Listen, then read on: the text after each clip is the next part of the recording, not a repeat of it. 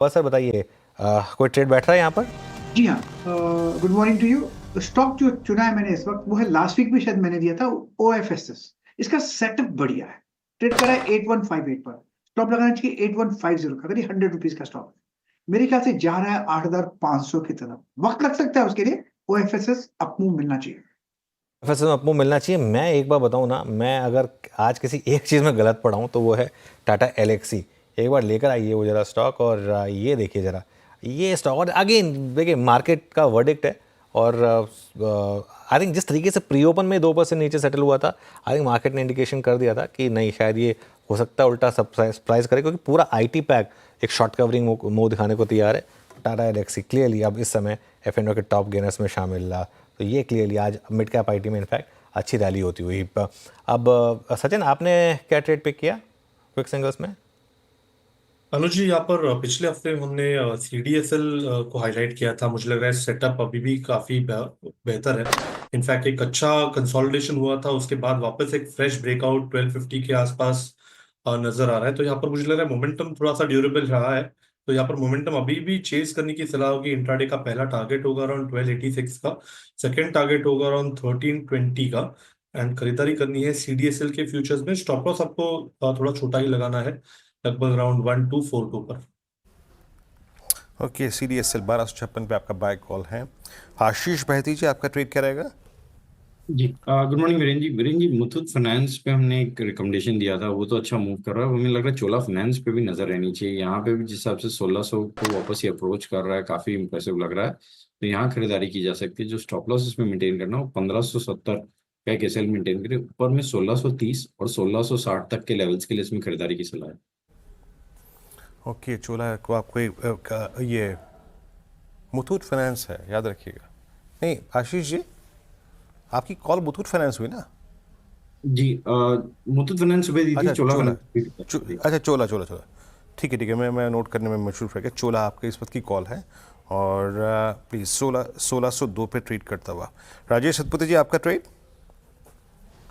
वीरेंद्र जी देखिए, मेरी नजर डिलीवरी पे है। मुझे लगता है यहाँ पे जिस तरह से Thursday price and volume breakout देखा गया है, इसके बाद यहाँ पे एक मोमेंटम आएगा करीबन 310 का। आज का इंट्राडे के टारगेट्स होंगे। तो it's a buy in delivery about 280, stop loss 270।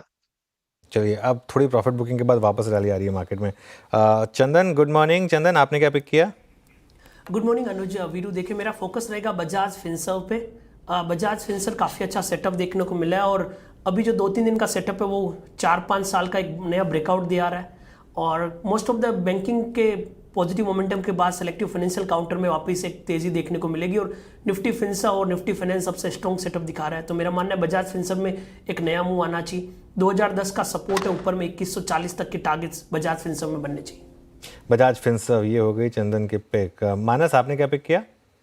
देखिए, L&T फाइनेंस पे खरीदारी करने की राय रहेगी अनुज जी। यहाँ पर आज फिर से स्टॉक ने नया हाई बनाया है। हाई टॉप से हाई बॉटम का ट्रेंड दिख रहा है। तो जिस तरह पैटर्न बन रहे हैं उसको देख के लग रहा है कि ये 175 180 की तरफ बढ़ रहा है। तो L&T फाइनेंस पे करंट लेवल्स पे खरीदारी करने की राय रहेगी। 162.90, 163 के जस्ट नीचे आपको स्टॉप लॉस लगा के रखना है। ये कैश लेवल्स है, और 175 रुपए तक के टारगेट्स पॉसिबल है। अगर चाहे तो 170 का कॉल ऑप्शन ले सकते हैं। ये मई मंथ की कॉल ऑप्शन की मैं बात कर रहा हूँ। 5 में 20 पैसे के आसपास ये ऑप्शन ट्रेड हो रहा है। इसमें आपको 3 रुपए 50 पैसे के स्टॉप लॉस से खरीदारी करके चलने हैं, और 8 रुपए के टारगेट से करने हैं। ओके, यहाँ पे L&T फाइनेंस NBFCs में बहुत स्ट्रॉन्ग मूव है। बजाज फिनसर्व पिक कर लिया आपने L&T फाइनेंस की कॉल देखी। रचना जी, आपकी कॉल क्या रहेगी? जी मेरी तरफ से पेटीएम में बाय रहेगा। पेटीएम के फ्यूचर्स को हम लॉन्ग करेंगे। फिलहाल 867 पे बैठे हुए हैं। हम यहाँ पे 860 का एसएल लगाएंगे, और हमारा टारगेट होगा 877 एंड 883।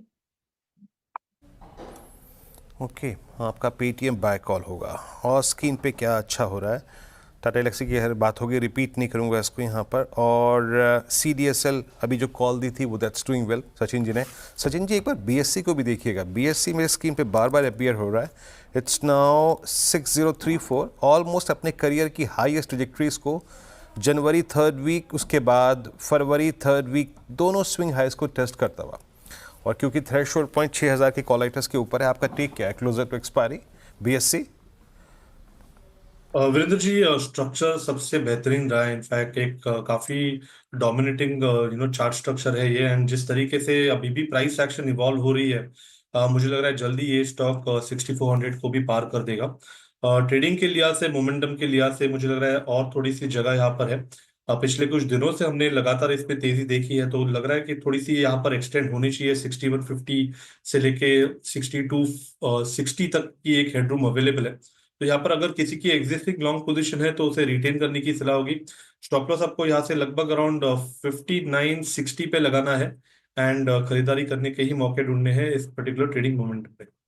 बिल्कुल। खैर, इस समय का फ्रेश ब्रेकआउट है L&T finance, LTF, without a doubt. Ajay इसलिए नहीं कह रहे हैं क्योंकि स्पॉटलाइट में भी था इसके लिए, लेकिन क्लियर कट मोमेंटम इस समय चैनल के बाहर ये स्टॉक निकला और अब ये 21 अक्टूबर 2024 की जो गिरावट शुरू हुई थी उसको पूरा रिक्लेम कर चुका है और मेरे ख्याल से अब 188 आई थिंक इसका प्रीवियस ऑल टाइम हाई था शायद, 200 DMA और 6 महीने के चैनल से ब्रेकआउट। ये स्पॉटलाइट में जो पिक किया है इसका रैशनल बताता हूँ मैं आपको इस वजह से। मानस, ये आपने सुबह सुबह क्विक सिंगल्स में भी पिक किया, पोजिशनली कहाँ तक की जगह दिख रही है यहाँ पर? अगले महीने का कोई ऑप्शन लेना हो अगर सपोज 170 या 175 की कॉल अगले महीने की, सेंस बनेगा क्या? तो देखिए, 170 की कॉल मैंने नेक्स्ट मंथ की रिकमेंड की है अनुज जी। अगर हम पोजीशन टारगेट की बात करें, जिस तरह के पैटर्न बन रहे हैं और शॉर्ट टर्म चार्ट पे जिस तरह का ब्रेकआउट है, मेरे ख्याल से ये 185 रुपए, जहां पर पिछले हाईज बने थे मेरे ख्याल से अक्टूबर मंथ में, वो लेवल्स को टेस्ट करने का पोटेंशियल रखता है। तो अगर आप थोड़ा सा लंबा प्ले करें, 2 से 3 हफ्ते का समय ले, तो आप टारगेट आप बड़े सेट कर सकते हैं 185 रुपए के आसपास।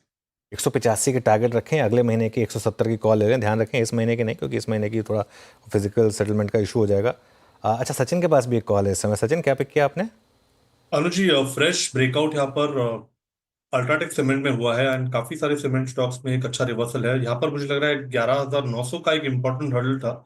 ये पर्टिकुलर हर्डल इसने काफी कॉन्फिडेंटली ब्रेक किया है। तो यहाँ पर लगभग आई थिंक 12,400 तक की हेडरूम अवेलेबल हो रही है। ट्रेडिंग के लिहाज से इंट्राडे में ही मुझे लग रहा है 12,120 के आसपास का एक स्विंग बनना चाहिए। सेकेंड टारगेट होगा 12,400 का।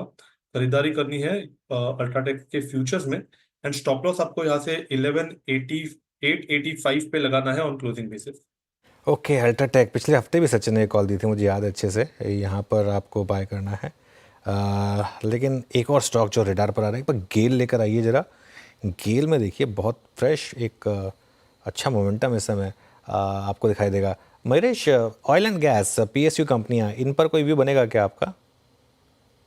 नहीं, तो जो इंटरमीडिएट कंपनीज हैं अनुज जी, जैसे आप कह रहे थे, गेल है, पेट्रोनेट, LNG रहा, कहीं ना कहीं I think because of the volatility both in terms of the commodity pricing और जो इनपुट्स हैं इन टर्म्स ऑफ एक्सपेक्टेशन कि कैसे इनपुट्स आ सकते हैं और यूटिलाइजेशन लेवल कैसे होगा, ये सारी चीजें देखना बहुत जरूरी होगा। गेल के लिए आई थिंक जो 3 बेसिक सेगमेंट्स हैं including transmission segment should continue doing well.